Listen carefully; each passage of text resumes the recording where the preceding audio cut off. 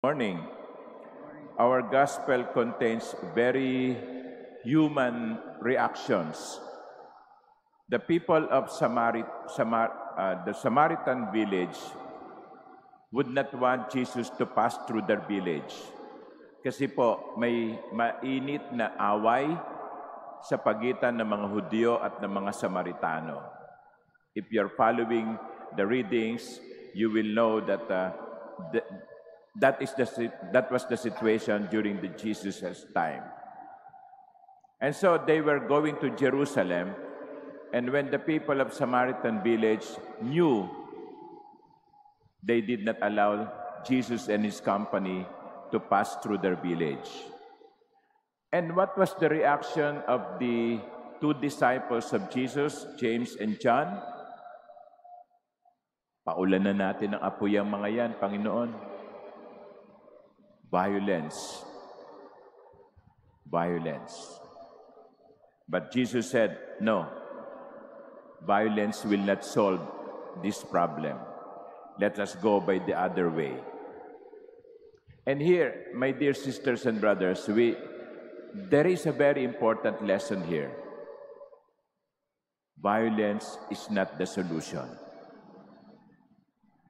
If you have been reading the news, kung sinusundan ninyo ang mga balita, kung paanong yung kaban ng yaman ay ninanakaw, samantalang ang mga tao ay hirap na hirap dulot ng baha.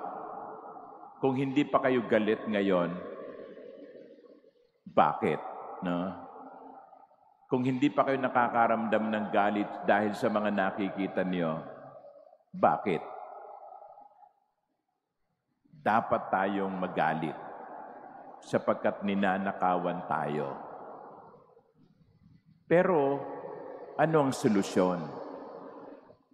Noong mga nakakaraang araw, usap-usapan sa social network, sa social media, yung bantang kudita.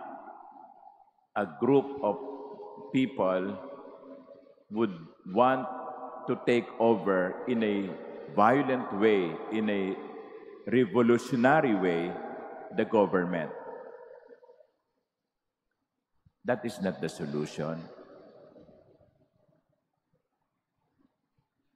Sabi nga natin, noong after ng 86, ang handog natin sa mundo ay mapayapang pagbabago. Sapagkat ano ang ibubunga kung gagamitin natin ng karahasan? Sa palagay nyo ba, yung mga naging biktima ng karahasan ay hindi gaganti? So anong mangyayari? Mata sa mata, ngipin sa ngipin, hanggang sa mabungi tayong lahat. That is why Jesus said, no, let us not use violence against these people. That will not solve the problem. And if we come to think of it, my dear sisters and brothers, that is true even today. Violence is not the solution. Let us pray that our country will be able to face this new challenge in our political situation, not with violence, but with reason. Kasi sa giyera, lahat tayo talo. Amen.